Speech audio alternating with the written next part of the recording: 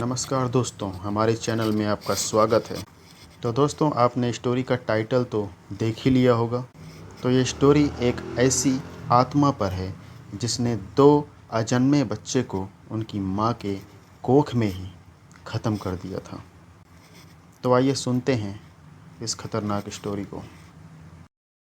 यह कहानी है एक लड़के की जो यूपी के एक छोटे से गांव से बिलोंग करता है। लड़के का नाम विक्रम है। विक्रम के घर में उसके माँ बाप हैं। ये अपने माँ बाप का इकलौता लड़का है। विक्रम की शादी हो चुकी है। उसकी पत्नी का नाम शांति है। शादी के 10 साल हो चुके थे, पर इन दोनों को कोई बच्चा नहीं था। आश्चर्य वाली बात यह होती है कि इन 10 सालों में शांति 2 बार प्रेग्नेंट होती है, लेकिन इसको मरा हुआ बच्चा पैदा होता है। विक्रम की फैमिली में सब लोग बहुत परेशान थे। कई हॉस्पिटल्स में इन लोगों ने मेडिकल जांच भी कराई, लेकिन रिपोर्ट में हमेशा सब कुछ नॉर्मल ही रहता था। विक्रम की माँ अपने बेटे और बहू के लिए बहुत परेशान थी। वह भूत प्रेत पर भरोसा करती थी। उन्होंने अपनी लाइफ में कई बार इन चीज़ों का सामना किया था। विक्रम के गांव में एक शिव जी का बहुत बड़ा मंदिर है। वहाँ के पुजारी काफ़ी सिद्ध हैं। विक्रम की माँ पुजारी जी से मिलने जाती हैं और उन्हें अपने घर पे हो रहे समस्याओं के बारे में बताती हैं। पुजारी जी ने उनसे कहा कि आपके घर में प्रेत बाधा तो है, लेकिन इसका निवारण 2 महीने बाद नवरात्र में ही हो सकता है। पर पुजारी जी, तब तक के लिए हम लोग क्या करें? विक्रम की माँ परेशान हो जाती हैं। पुजारी जी ने कुछ सोचा और उनसे कहा, मैं आपको एक रक्षा सूत्र देता हूँ, जिसे आप अपनी बहू के हाथों में बांध दीजिएगा और विक्रम से कहिएगा कि वो डेली हनुमान चालीसा का पाठ करे, जिससे बुरी शक्तियाँ कमज़ोर रहेंगी, हावी नहीं हो पाएंगी। विक्रम की माँ पुजारी जी को धन्यवाद बोलती हैं और प्रणाम करके घर चली आती हैं। विक्रम की माँ घर आकर पुजारी जी का दिया हुआ धागा अपनी बहू के हाथ में बांध देती हैं और विक्रम को हनुमान चालीसा का पाठ करने को कहती हैं। 1 महीने बाद शांति फिर प्रेग्नेंट हो जाती है। सब लोग बहुत खुश थे, लेकिन जहाँ भूत प्रेत का वास होता है, वहाँ ज़्यादा देर तक खुशियाँ नहीं टिक पाती हैं। एक दिन रात को खाना खाकर सब लोग सो रहे थे। अचानक पता नहीं क्या हुआ, शांति की नींद टूट गई। उसे नींद नहीं आ रही थी। उसे काफ़ी उलझन महसूस हो रही थी। वो उठती है और किचन में जाती है। एक गिलास पानी निकालकर पीने लगती है। अचानक उसे महसूस होता है कि जैसे उसके पीछे कोई खड़ा है और उसे घूर रहा है। वो पीछे देखती है, पर वहाँ कोई नहीं था। उसे डर लगने लगता है। वो अपने कमरे की तरफ जाने लगती है, तो उसे महसूस होता है कि जैसे उसके साथ साथ कोई चल रहा है। वो काफ़ी डर जाती है और सोचने लगती है कि क्या हो रहा है मेरे साथ, कौन है यहाँ पे। उसे लगता है कि विक्रम उसके साथ मजाक कर रहा है और वो कहती है, विक्रम विक्रम विक्रम, तुम हो यहाँ पे? प्लीज़ मेरे साथ ऐसा मजाक मत करो, मुझे बहुत डर लग रहा है। लेकिन उसे विक्रम की कोई आवाज़ नहीं आती है।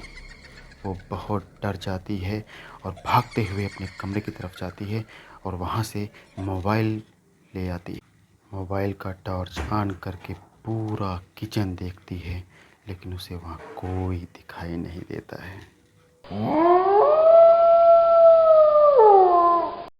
शांति काफ़ी आश्चर्य में पड़ जाती है और सोचती है, यह कैसे हो सकता है, यहाँ पर तो कोई नहीं है। अचानक उसके मोबाइल का टॉर्च बंद हो जाता है। फिर वो देखती है तो उसका मोबाइल की बैटरी डेड हो गई है। फिर वो अपने कमरे की तरफ जाने लगती है।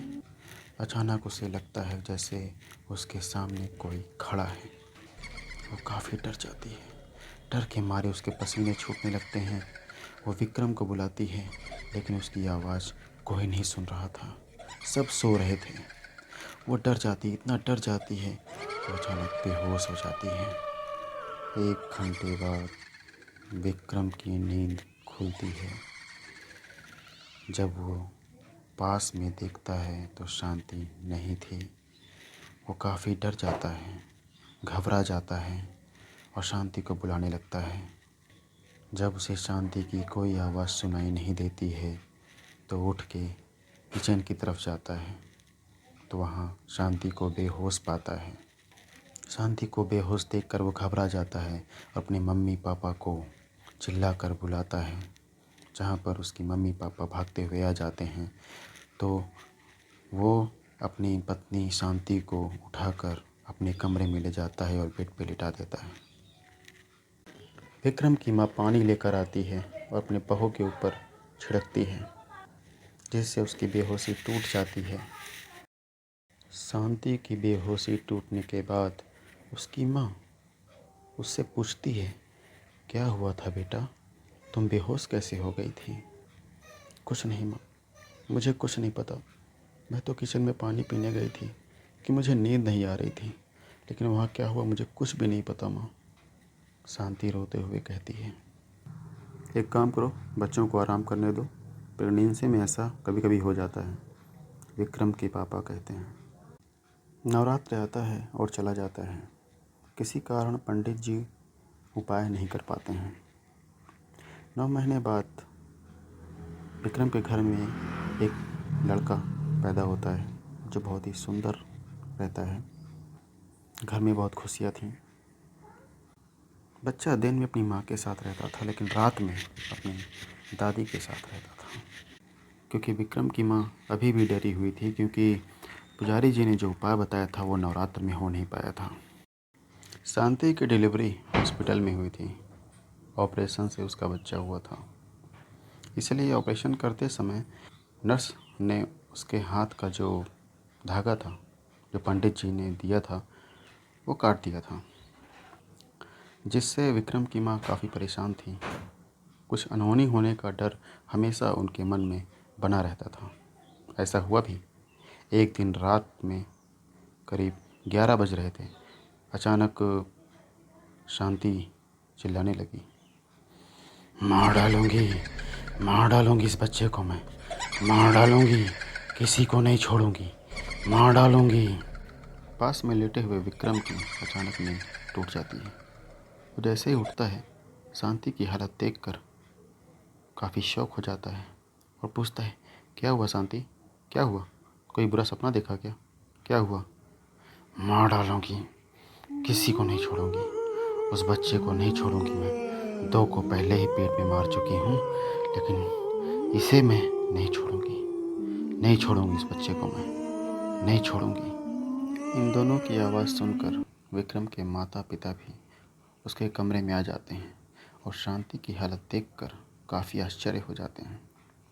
शांति की माँ कहती है, क्या हुआ बेटा, क्या हुआ शांति, क्या हुआ, कैसे बोल रही हो? नहीं छोड़ूंगी, इस बच्चे को भी नहीं छोड़ूंगी। मैं तेरी बहू शांति नहीं हूँ, नहीं छोड़ूंगी मैं इसे। तेरी वजह से मुझे इसका शरीर छोड़ना पड़ा, तो उस पुजारी के पास गई थी। जब से तुमने इसको धागा बांधा था, मैं इसके शरीर के बाहर ही थी। इसके 2 बच्चों को तो मार चुकी हूँ, इस बच्चे को ही मुझे मारना था, लेकिन तेरी वजह से मैं इस बच्चे को नहीं मार पाई। नहीं छोड़ूंगी मैं इस बच्चे को, किसी भी हाल में नहीं छोड़ूंगी।